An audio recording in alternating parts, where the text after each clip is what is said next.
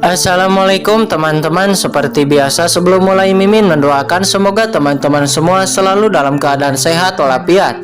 Oke, kali ini kita akan melanjutkan Martial Master versi novel bagian 521. Bagi yang baru bergabung, selamat bergabung. Dan bagi yang belum subscribe dulu lah agar Mimin tambah semangat lagi nih bikin videonya. Oke, kalau sudah kita langsung masuk ke isi ceritanya.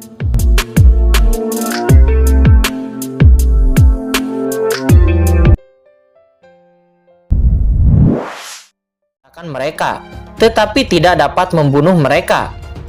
Namun ini sudah cukup. Pada saat domain guntur luar angkasa terbentuk, pedang kuno Banyue kembali menebas. Cahaya pedang tak berujung terbang keluar, membawa mayat boneka iblis yang tak terhitung jumlahnya. Mayat-mayat ini terbang di bawah cahaya pedang, dan mereka terus menghilang. Setiap kali pedang menebas, satu boneka iblis harus tumbang. Bahkan satu ayunan pedang bisa membunuh beberapa boneka iblis. Namun sesaat kemudian, boneka iblis itu membuka mulut dan muntah. Seketika itu energi sihir hitam disemprotkan secara instan dan menyapu ke arah Qingchen. Selanjutnya Qingchen terkejut karena energi ki iblis ini benar-benar dapat merusak jiwa manusia. Dan segera teknik terlarang jiwa surgawi digunakan untuk menahan energi iblis ini. Pada saat ini Qingchen hanya memiliki satu pemikiran di benaknya, dan itu adalah dia tidak boleh membiarkan boneka iblis ini memasuki benua Tianwu. Dia tidak bisa membayangkan apa akibatnya ketika boneka iblis ini memasuki benua Tianwu. Boneka iblis ini lebih gila dari ras iblis alien. Jika sekelompok boneka iblis menyerang, puncak tahap air Martial Emperor mungkin tidak dapat menahannya. Bahkan jika boneka iblis ini bisa dipenggal, itu akan menyemprotkan energi ki iblis. Oleh karena itu, Qingchen sepenuhnya menggunakan ilmu pedang. Pedang bergerak dengan hatinya, lampu pedang yang tak terhitung jumlahnya meledak, dan setiap cahaya pedang jatuh, boneka iblis terbunuh.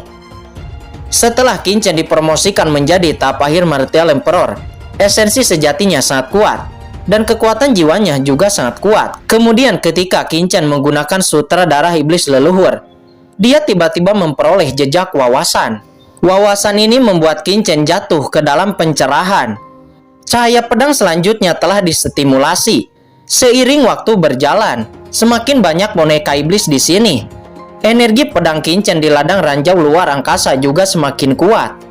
Cepat, ayo lebih cepat lagi. Qingchen melambaikan pedang kuno Banyue dengan tangan kanannya, dan cahaya guntur menyala di tangan kirinya. Dan pedang kuno lainnya muncul. Itu adalah pedang guntur surgawi yang diperoleh Qingchen dari Peng Lei. Begitu pedang ini keluar, napas kilat antara langit dan bumi menjadi lebih berat. Qingchen memegang pedang di kedua tangannya. Kedua pedang itu menyatu dan kekuatan yang meledak menjadi semakin menakutkan. Pada saat ini kucing hitam besar dan Lao Yuan di sampingnya benar-benar konyol. Pada awalnya Lao Yuan menembak dan membunuh boneka iblis ini. Tetapi sekarang Lao Yuan telah benar-benar berhenti, hanya menatap kosong ke depan. Mereka melihat pedang yang tak terhitung jumlahnya.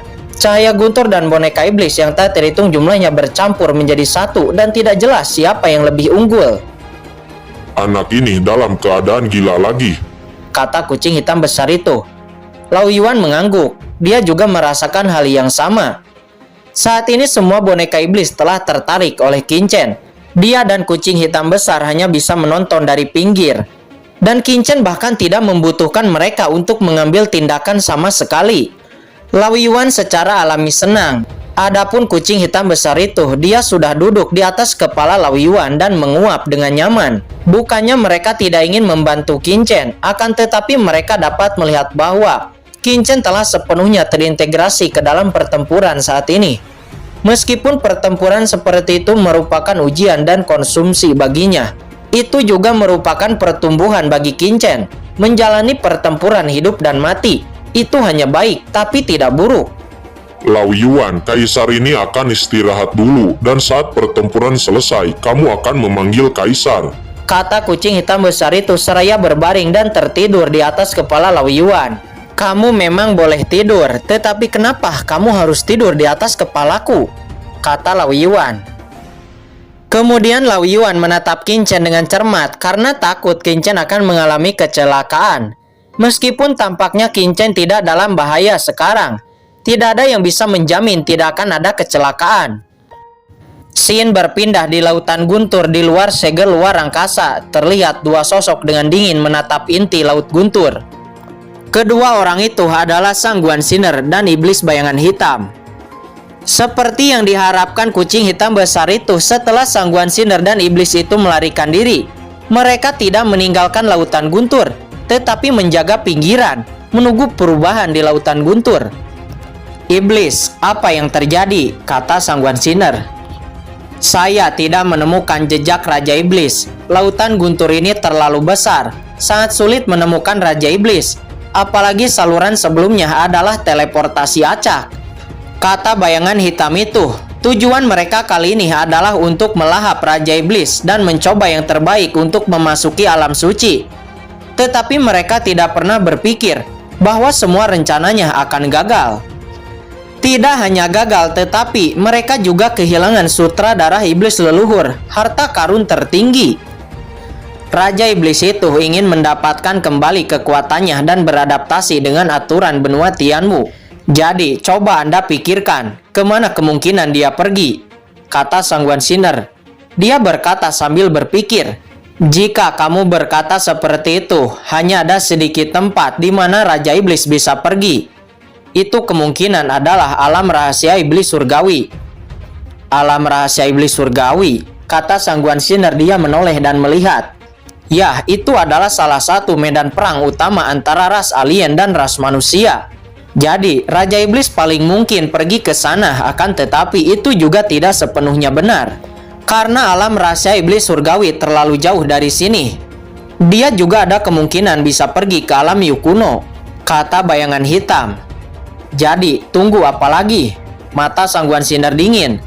"Anda segera memberitahu semua master ras iblis alien di bawah komando Anda dan pergi ke berbagai medan perang untuk menanyakan tentang Raja Iblis. Jika dia benar-benar masuk ke alam rahasia, pasti akan ada pergerakan," kata Sang Guan Sinner.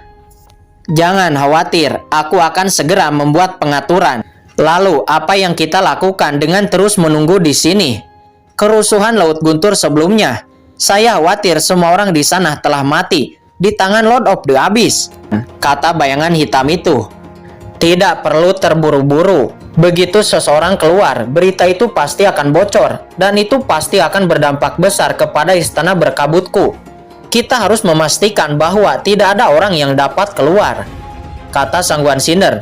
Di saat kata-kata itu jatuh, iblis bayangan hitam itu sepertinya merasakan sesuatu. Matanya tiba-tiba memadat dan wajahnya terkejut. "Hei, memang ada ikan besar yang kabur. Pembatasan yang saya tempatkan diganggu oleh seseorang. Ayo pergi," kata bayangan hitam itu. Sosoknya langsung menghilang dan bergegas. Sang Guan Sinner juga langsung mengikuti. Beberapa saat kemudian mereka berdua telah sampai di tempat fluktuasi itu berasal. Keluar. Bayangan hitam itu mendengus dingin, matanya berkilap. Dan dia tiba-tiba meraih kehampaan di depannya. Ledakan. Kekosongan tiba-tiba ditangkap dengan kejam, tetapi tidak ada siapa-siapa. "Apa?" Bayangan hitam itu terkejut. Rasa krisis yang kuat tiba-tiba menyerang dari belakang, dan kekuatan yang menakutkan mengalir keluar. Sangat berani. Bayangan hitam itu sangat marah. Dia berbalik dan menjerit. Tubuhnya berubah menjadi awan asap, halus dan ringan, dan dia menembak dengan telapak tangannya. Meledak, sebuah kekuatan yang mengerikan menyerang, dan bayangan hitam itu hanya merasakan bahwa energi sihir dalam tubuhnya melonjak, dan jejak kekuatan sihir khusus yang aneh mengalir ke dalam tubuhnya. Itu benar-benar mencabik-cabik tubuhnya. Sosok yang menyerangnya itu ternyata adalah seorang wanita dengan sarung tangan hitam di telapak tangannya. Telapak tangannya mengandung energi sihir mengerikan yang tak ada habisnya. Dan dia langsung menghantam kepala bayangan hitam itu. "Dari mana asalmu? Apakah kamu benar-benar berpikir aku takut padamu?" kata bayangan hitam itu dengan marah. Energi jahat di tubuhnya tiba-tiba meledak. Dan energi jahat itu langsung berubah menjadi perisai magis, langsung menghalangi telapak tangan itu. Meledak, perisai itu benar-benar bergetar. mengeluarkan suara retakan. Iblis bayangan hitam itu terkejut. Siapa orang ini dan kapan ada ahli yang begitu menakutkan di antara umat manusia? Terlebih lagi, itu masih merupakan jenis kekuatan sihir khusus. Meskipun mirip dengan iblis alien mereka, tetapi itu tidak persis sama. Serangan jiwa. Segera dampak jiwa yang tak terlihat bergegas menuju bayangan hitam. Bayangan hitam itu tahu betapa kuatnya itu dan buru-buru mundur. Lalu serangkaian lampu jimat muncul di depannya, mengejutkan jiwa untuk melawan dengan susah payah. Dan kemudian tubuhnya bergetar, dia akan membunuh lagi. Cukup! Teriakan keras yang dingin terdengar, itu adalah Sangguan Sinner. Sangguan Sinner menatap orang yang menyerang itu dengan tatapan dingin, dengan emosi kompleks di matanya. "Wan-er, apakah kamu harus bertarung melawanku?" kata Sangguan Sinner dengan dingin. Mendengar ini, orang yang menyerang itu tidak bergerak lagi, dia berhenti. Dan ternyata sebenarnya orang yang menyerang itu adalah Master Sekte Iblis Ilusi.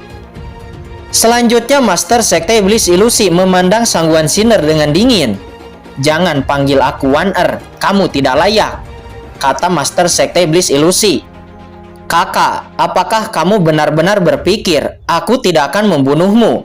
kata Sangguan Sinner, matanya menjadi semakin dingin.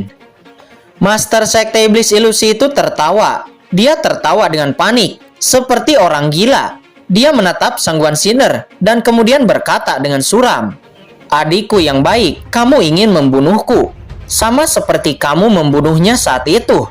Jika kamu memiliki kemampuan, kamu bunuh aku sekarang," kata Master Sekte Iblis Ilusi dengan histeris. "Selama bertahun-tahun, kamu masih tidak bisa melupakannya. Saat itu saya meminta kamu untuk mendekatinya untuk saya. Itu hanya untuk membiarkan kamu menggantikan saya, untuk menutupi hubungan antara saya dan Sawiyu.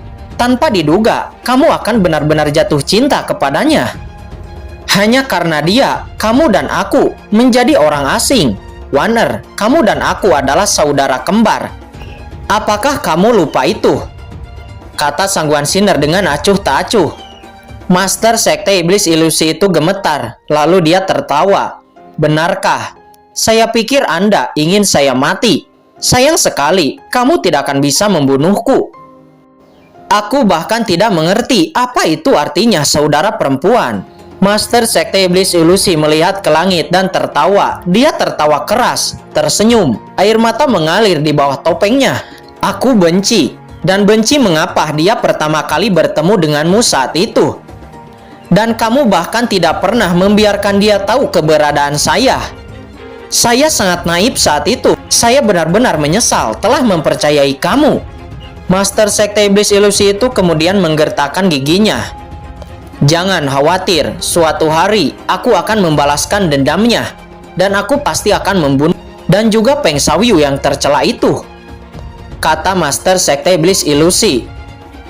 "Untuk seorang pria seperti itu, apakah itu layak untuk memusuhi saudara perempuanmu sendiri?" kata Sangguan Sinner. Dia menghela napas. "Kamu tidak mengerti." Master Sekte Iblis Ilusi itu bergumam. "Kamu tidak tahu bagaimana perasaanku waktu itu." Dia mempelajari garis keturunan dan mempelajari alkemi sepanjang hari. Tetapi dia sangat menyukai ini. Dia tenggelam di dalamnya. Kecemerlangan semacam itu, aku tidak akan pernah lupa.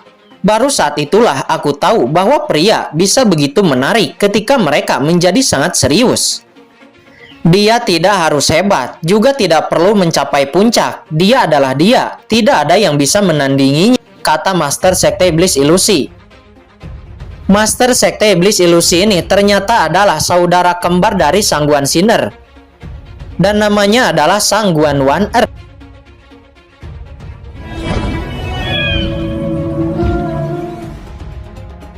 Oke guys, sudah dulu ya. Jangan lupa subrek biar lanjut terus ceritanya. Bagi yang sudah subrek, mudah-mudahan dimudahkan rezekinya. Mimin undur diri. See you next and goodbye.